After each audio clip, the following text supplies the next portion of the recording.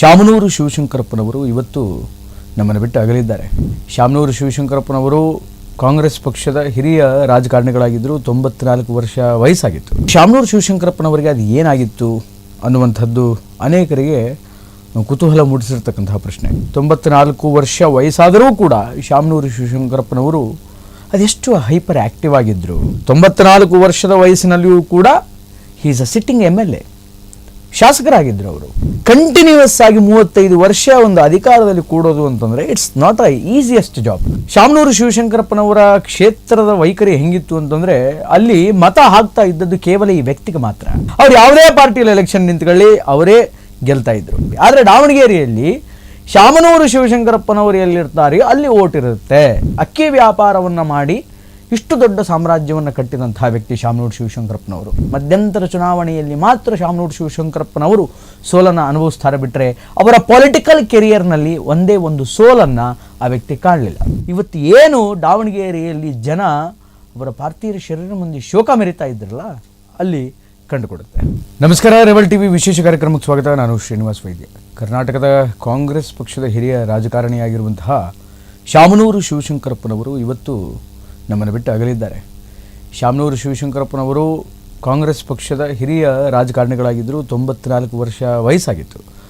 ಆದರೆ ಅನಾರೋಗ್ಯದ ಕಾರಣದಿಂದ ಶಾಮನೂರು ಶಿವಶಂಕರಪ್ಪನವರು ಕೊನೆ ಉಸಿರನ್ನು ಎಳೆದಿದ್ದಾರೆ. ಆ್ಯಕ್ಚುಲಿ ಶಾಮನೂರು ಶಿವಶಂಕರಪ್ಪನವರಿಗೆ ಅದು ಏನಾಗಿತ್ತು ಅನ್ನುವಂಥದ್ದು ಅನೇಕರಿಗೆ ಕುತೂಹಲ ಮೂಡಿಸಿರ್ತಕ್ಕಂತಹ ಪ್ರಶ್ನೆ.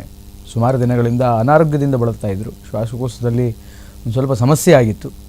94 ವರ್ಷ ವಯಸ್ಸಾದರೂ ಕೂಡ ಶಾಮನೂರು ಶಿವಶಂಕರಪ್ಪನವರು ಅದೆಷ್ಟು ಹೈಪರ್ ಆ್ಯಕ್ಟಿವ್ ಆಗಿದ್ದರು. 16 ವರ್ಷದ ಯುವಕರನ್ನು ಕೂಡ ನಾಚಿಸುವಂತೆ ರಾಜಕಾರಣದಲ್ಲಿ ಆ ಕಾರ್ಯ ನಿರ್ವಹಣೆಯನ್ನು ಮಾಡ್ತಾಯಿದ್ರು. ಊರಿಂದ ಊರಿಗೆ ತಿರುಗೋದು, ಒಂದು ಸ್ಥಳದಿಂದ ಮತ್ತೊಂದು ಸ್ಥಳಕ್ಕೆ ಹೋಗೋದು, ಬೇರೆ ಎಲ್ಲ ಫಂಕ್ಷನ್ಸ್ಗಳನ್ನು ಅಟೆಂಡ್ ಮಾಡೋದು. 94 ವರ್ಷದ ವಯಸ್ಸಿನಲ್ಲಿಯೂ ಕೂಡ he is a sitting MLA, ಶಾಸಕರಾಗಿದ್ದರು ಅವರು. ಅಂತಹ ಶಾಮನೂರು ಶಿವಶಂಕರಪ್ಪನವರು ಇವತ್ತು ನಮ್ಮನ್ನು ಬಿಟ್ಟು ಅಗಲಿದ್ದಾರೆ. ಶಾಮನೂರು ಶಿವಶಂಕರಪ್ಪನವರ ಅಗಲಿಕೆ ಅನೇಕ ಜನರಿಗೆ ತೀವ್ರ ದುಃಖವನ್ನು ಉಂಟು ಮಾಡಿದೆ. ಬೆಣ್ಣೆನಗರಿಯ ಅಂದರೆ ದಾವಣಗೆರೆಯ ಜನರಿಗೆ, ಕಾಂಗ್ರೆಸ್ ಪಕ್ಷದ ಕಾರ್ಯಕರ್ತರಿಗೆ, ನಾಟ್ ಓನ್ಲಿ ಫಾರ್ ಕಾಂಗ್ರೆಸ್, ಇವತ್ತು ಯಾರ್ಯಾರು ರಾಜಕೀಯ ಧುರೀಣರು ಅಂತಿದ್ದಾರೆಯೋ ಅವರೆಲ್ಲರಿಗೂ ಕೂಡ ಏನೋ ಒಂದು ಅನಾಥ ಭಾವ. ಯಾಕೆಂತಂದರೆ ಇವತ್ತು ಸದನದಲ್ಲಿ ಅನೇಕ ಜನ ಲೀಡರ್ಗಳು ಮಾತನಾಡ್ತಾ ಹೇಳಿದರು, ಶಾಮನೂರು ಶಿವಶಂಕರಪ್ಪ ಅವ್ರ ಜೊತೆ ಒಳ್ಳೆ ಒಡನಾಟ ಇತ್ತು, ಒಳ್ಳೆ ಆತ್ಮೀಯತೆ ಇತ್ತು, ಒಳ್ಳೆ ಇನ್ಪುಟ್ಸ್ಗಳನ್ನು ಪೊಲಿಟಿಷಿಯನ್ಸ್ಗೆ ಶಾಮನೂರು ಅವರು ಕೊಡ್ತಾ ಇದ್ದರು ಅನ್ನುವಂತಹ ಮಾತುಗಳನ್ನು ಹೇಳ್ತಾ ಇದ್ದರು. ಬೇಸಿಕಲಿ ಶಾಮನೂರು ಶಿವಶಂಕರಪ್ಪನವರು ಒಂದಲ್ಲ ಎರಡಲ್ಲ 6 ಬಾರಿ ದಾವಣಗೆರೆ ವಿಧಾನಸಭಾ ಕ್ಷೇತ್ರದಲ್ಲಿ ಶಾಸಕರಾಗಿ ಕಾರ್ಯವನ್ನು ನಿರ್ವಹಣೆ ಮಾಡಿದ್ದಾರೆ. 6 ಟೈಮ್ಸ್ ಕಂಟಿನ್ಯೂಸ್ಲಿ, 6 ಸಲ. 1 ಸಲ ಸಂಸದರಾಗಿ ಕಾರ್ಯವನ್ನು ನಿರ್ವಹಿಸಿದ್ದಾರೆ. ಅಂದರೆ ಒಬ್ಬ ವ್ಯಕ್ತಿ ಕಂಟಿನ್ಯೂಸ್ ಆಗಿ 35 ವರ್ಷ ಒಂದು ಅಧಿಕಾರದಲ್ಲಿ ಕೂಡೋದು ಅಂತಂದರೆ it's not a easiest job. ಸುಲಭದ ಮಾತಲ್ಲ, ಸುಲಭದ ಕೆಲಸ ಅಲ್ಲ ಅದು. ಜನ ಅಷ್ಟು ವಿಶ್ವಾಸವನ್ನು ಇಟ್ಟಿರಬೇಕು ಆ ವ್ಯಕ್ತಿಯ ಮೇಲೆ. ಆಮೇಲೆ ಅಷ್ಟು ವಿಶ್ವಾಸವನ್ನು ಇವರು ಕೂಡ ಗಳಿಸಿರಬೇಕು. ಅದೆರಡೂ ಕೂಡ ದಾವಣಗೆರೆ ವಿಧಾನಸಭಾ ಕ್ಷೇತ್ರದಲ್ಲಿ ಆಗಿತ್ತು ಅನ್ನುವಂಥದ್ದು ಭಾಳ ಸ್ಪಷ್ಟವಾಗಿ ಇಲ್ಲಿ ಕಂಡು ಬರುತ್ತೆ. ಯಾಕೆ ಅಂತಂದರೆ ಶಾಮನೂರು ಶಿವಶಂಕರಪ್ಪನವರ ಕ್ಷೇತ್ರದ ವೈಖರಿ ಹೆಂಗಿತ್ತು ಅಂತಂದರೆ ಅಲ್ಲಿ ಮತ ಹಾಕ್ತಾ ಇದ್ದದ್ದು ಕೇವಲ ಈ ವ್ಯಕ್ತಿಗೆ ಮಾತ್ರ. ಯಾವುದೇ ಸೈದ್ಧಾಂತಿಕ ನಿಲುವುಗಳಿಗಲ್ಲ, ಯಾವುದೇ ಸಿದ್ಧಾಂತದ ಹಿನ್ನೆಲೆ ಇರತಕ್ಕಂತಹ ಪಕ್ಷಕ್ಕಲ್ಲ, ಯಾವುದೇ ಪಕ್ಷದ ಗುರುತಿಗಾಗಲಿ ಅಥವಾ ಆ ಪಕ್ಷದ ವರ್ಚಸ್ಸಿನ ಬೇರೆ ನಾಯಕರ ಮುಖ ನೋಡಿಕೊಂಡು ಶಾಮನೂರು ಅವರಿಗೆ ಓಟ್ ಆಗ್ತಾ ಇರಲಿಲ್ಲ. ಓಟ್ ಆಗ್ತಾ ಇದ್ದದ್ದೇ ಶಾಮನೂರು ಶಿವಶಂಕರಪ್ಪನವರಿಗೆ. ಅವ್ರು ಯಾವುದೇ ಪಾರ್ಟಿಯಲ್ಲಿ ಎಲೆಕ್ಷನ್ ನಿಂತ್ಕೊಳ್ಳಿ ಅವರೇ ಗೆಲ್ತಾ ಇದ್ದರು. ಬೇಸಿಕಲಿ ಪಾಲಿಟಿಕ್ಸ್ನಲ್ಲಿ ಒಂದಿಷ್ಟು ಕ್ಯಾಸ್ಟ್ ವೋಟಿಂಗ್ ಅನ್ನುವಂಥದ್ದಿದೆ. ಅಂದರೆ ಜಾತಿ ಆಧಾರಿತ ವೋಟ್ಗಳು ಅಂತಕ್ಕಂಥದ್ದಿದೆ ಕೆಲ ಪಕ್ಷಗಳಿಗೆ. ಒಂದು ಪಕ್ಷಕ್ಕಿಂತ ಜಾತಿಯವರು ಜಾಸ್ತಿ ಓಟ್ ಹಾಕ್ತಾರೆ, ಮತ್ತೊಂದು ಪಕ್ಷಕ್ಕೆ ಮತ್ತೊಂದು ಜಾತಿಯವರು ಓಟ್ ಹಾಕ್ತಾರೆ ಅನ್ನುವಂಥದ್ದು ಸರ್ವೇ ಸಾಮಾನ್ಯ ಗೊತ್ತಿರುವಂತಹ ಸಂಗತಿ. ಆದರೆ ದಾವಣಗೆರೆಯಲ್ಲಿ ಶಾಮನೂರು ಶಿವಶಂಕರಪ್ಪನವರು ಎಲ್ಲಿರ್ತಾರೆ ಅಲ್ಲಿ ಓಟ್ ಇರುತ್ತೆ ಅನ್ನುವಂತಹ ಮಾತಿತ್ತು ಮತ್ತು ಅದು ನಡೆದುಕೊಂಡು ಬಂದಿದೆ. ಯಾಕೆಂತಂದರೆ 6 ಸಲ MLA ಆಗೋದು ಈಸಿ ಅಲ್ಲ ರೇ. 6 ಸಲ MLA ಆಗೋದು ಈಸಿ ಅಲ್ಲ. ರೈಟ್ ನಾವು 94 ವರ್ಷಕ್ಕೂ MLA ಆಗೋದು ಈಸಿ ಅಲ್ಲ. ಫಾರ್ ಕೈಂಡ್ ಇನ್ಫಾರ್ಮೇಷನ್, 94 ವರ್ಷಕ್ಕೂ ಕೂಡ ಒಬ್ಬ ವ್ಯಕ್ತಿ ಅಷ್ಟೇ ಆ್ಯಕ್ಟಿವ್ ಆಗಿ ಕೆಲಸ ಮಾಡ್ತಾರೆ ಅಂತ ನಂಬಿ ಜನ ಅವರನ್ನು ಶಾಸಕ ಸ್ಥಾನದಲ್ಲಿ ಕೂಡಿಸೋದು ಸುಲಭ ಸಂಗತಿಯಲ್ಲ. ಅದನ್ನು ಶಾಮನೂರು ಶಿವಶಂಕರಪ್ಪನವರು ಮಾಡಿದರು. ಬೃಹತ್ತಾದಂತಹ ಸಾಮ್ರಾಜ್ಯವನ್ನೇ ದಾವಣಗೆರೆ ನಗರದಲ್ಲಿ ಶಾಮನೂರು ಶಿವಶಂಕರಪ್ಪನವರು ಕಟ್ಟಿಬಿಟ್ರು. ಬಹಳ ದೊಡ್ಡದಾದಂತಹ ಸಾಮ್ರಾಜ್ಯ.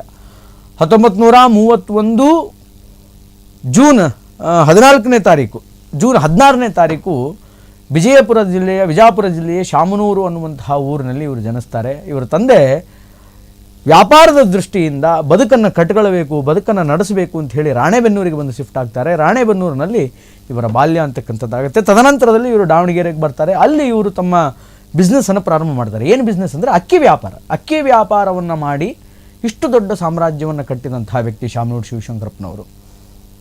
ಕೇವಲ ಅಕ್ಕಿ ವ್ಯಾಪಾರವನ್ನು ಮಾಡಿ ತದನಂತರದಲ್ಲಿ ರೈಸ್ ಮಿಲ್ಗಳನ್ನು ಓಪನ್ ಮಾಡ್ತಾರೆ. ಅನೇಕ ಜನರಿಗೆ ಉದ್ಯೋಗವನ್ನು ಕೊಡ್ತಕ್ಕಂಥವರಾಗ್ತಾರೆ. ಬಿಸ್ನೆಸ್ಸಲ್ಲಿ ಬಹಳ ದೊಡ್ಡ ಪ್ರಮಾಣದಲ್ಲಿ ಶಾಮನೂರು ಅವರು ಬೆಳೀತಾರೆ. ಅದಾದಮೇಲೆ ಪೊಲಿಟಿಕಲ್ ಎಂಟ್ರಿ ಆಗುತ್ತೆ.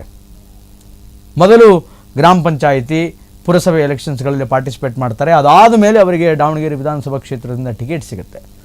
ಕಂಟಿನ್ಯೂಸ್ ಆಗಿ ಯಾವಾಗ ಫಸ್ಟ್ ಟರ್ಮ್ನಲ್ಲಿ ಟಿಕೆಟ್ ಸಿಗ್ತಲ್ಲ ಆಗಿನಿಂದ ಹಿಡಿದು ಕಂಟಿನ್ಯೂಸ್ ಆಗಿ ಇವತ್ತಿನ ತನಕವೂ ಕೂಡ ಸೋಲು ಅನ್ನುವಂಥದ್ದನ್ನು ಅವರು ಅನುಭವಿಸಲಿಲ್ಲ.